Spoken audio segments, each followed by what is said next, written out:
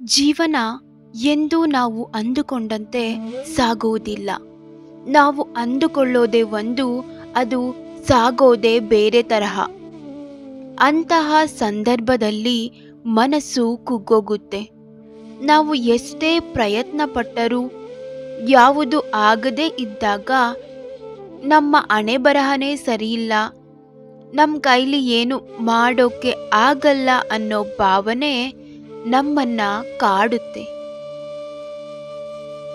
ಅಂತಹ ಸಂದರ್ಭದಲ್ಲಿ ನಾವು ಅದೇ ವಿಷಯದ ಬಗ್ಗೆ ಯೋಚನೆ ಮಾಡೋದು ಬಿಟ್ಟು ನಮ್ಮ ಮನಸ್ಸನ್ನ ಬೇರೆ ಕಡೆ ಕನ್ವರ್ಟ್ ಮಾಡ್ಕೋಬೇಕು.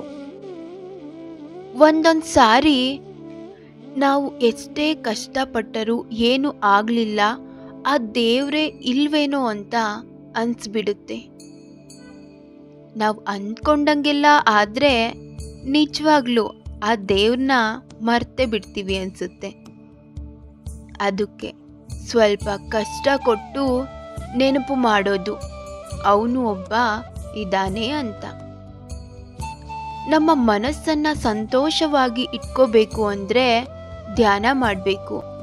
ಯಾವಾಗಲೂ ಪಾಸಿಟಿವ್ ಥಿಂಕಿಂಗ್ ಮಾಡಬೇಕು. ಏನೇ ಆದರೂ ನಗ್ತಾ ಇರಬೇಕು.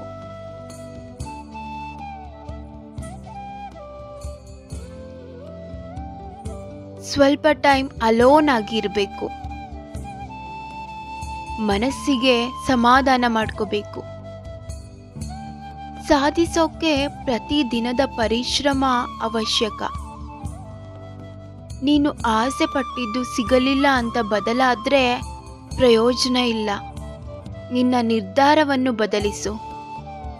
ಇಂದಲ್ಲ ನಾಳೆ ನೀನು ಆಸೆ ಪಟ್ಟಿದ್ದು ಸಿಕ್ಕೇ ಸಿಕ್ಕುತ್ತೆ.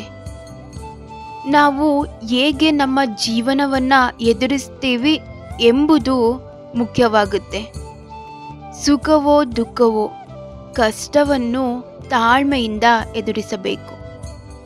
ಆಗ ಮಾತ್ರ ಏನಾದರೂ ಸಾಧಿಸಲು ಸಾಧ್ಯ. ಎಲ್ಲ ಶಕ್ತಿ ನಿಮ್ಮೊಳಗೆ ಇದೆ. ನೀವು ಏನು ಬೇಕಾದರೂ ಮಾಡಬಹುದು. ನಿಮ್ಮ ಜೀವನವನ್ನು ಬದಲಿಸಿಕೊಳ್ಳುವ ಕೀಲಿಕೈ ಇರುವುದು ನಿಮ್ಮ ಬಳಿಯೇ. ಅದನ್ನು ಬೇರೆಡೆ ಹುಡುಕದಿರಿ. ಪ್ರಯತ್ನಗಳಲ್ಲಿ ಸೋಲಾದರೆ ಪರವಾಗಿಲ್ಲ, ಆದರೆ ಪ್ರಯತ್ನಗಳನ್ನೇ ಮಾಡದಿರುವುದು ಜೀವನದಲ್ಲಿನ ದೊಡ್ಡ ಸೋಲು. ಮನಸ್ಸು ದುಃಖವಾದಾಗ ಭಗವಂತನ ಚಿಂತನೆ ಮತ್ತು ಅಧ್ಯಯನಕ್ಕಿಂತಲೂ ಬೇರೆ ಮದ್ದು ಯಾವುದೂ ಇಲ್ಲ. ಜೀವನದಲ್ಲಿ ನಾವು ಖುಷಿಯಾಗಿರೋದು ತುಂಬಾ ಇಂಪಾರ್ಟೆಂಟ್. ಆದರೆ ಯಾವುದಾದ್ರೂ ಸಣ್ಣ ಪ್ರಾಬ್ಲಮ್ ಆದರೆ ಅದ್ರ ಬಗ್ಗೆನೇ ಫೋಕಸ್ ಮಾಡ್ತೀವಿ. ಆವಾಗ ಸ್ವಲ್ಪ ಪಾಸಿಟಿವ್ ಥಿಂಕಿಂಗ್ ಮಾಡಬೇಕು. ಯಾವಾಗಲೂ ನಮ್ಮ ಬೆಳವಣಿಗೆ ಮೇಲೆ ಯೋಚನೆ ಮಾಡ್ತಿರ್ಬೇಕು. ಏನೇ ಕೆಲಸ ಮಾಡಿ ಮನಸ್ಫೂರ್ತಿಯಿಂದ ಮಾಡಿ. ಕಷ್ಟಪಟ್ಟರೆ ಒಂದಲ್ಲ ಒಂದಿನ ಫಲ ಸಿಕ್ಕೇ ಸಿಗುತ್ತೆ. ನಗ್ತಾ ಇರಿ. ಏನೇ ಆದರೂ ತಲೆ ಕೆಡಿಸಿಕೊಳ್ಳಬಾರದು. ಅದೇ ನಮ್ಮ ಮನಸ್ಸಿನ ನೆಮ್ಮದಿಯ ಮೂಲ.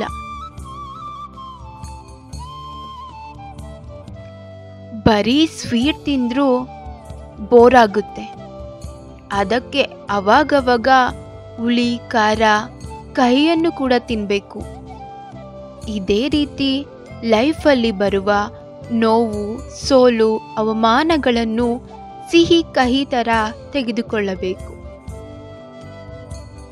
ನಿಮಗಾಗಿ ನೀವು ಬದುಕಿ, ನಿಮಗಾಗಿ ಕೆಲಸ ಮಾಡಿ, ಆದರೆ ಪ್ರಪಂಚಕ್ಕಾಗಿ ಪ್ರಾರ್ಥಿಸಿ.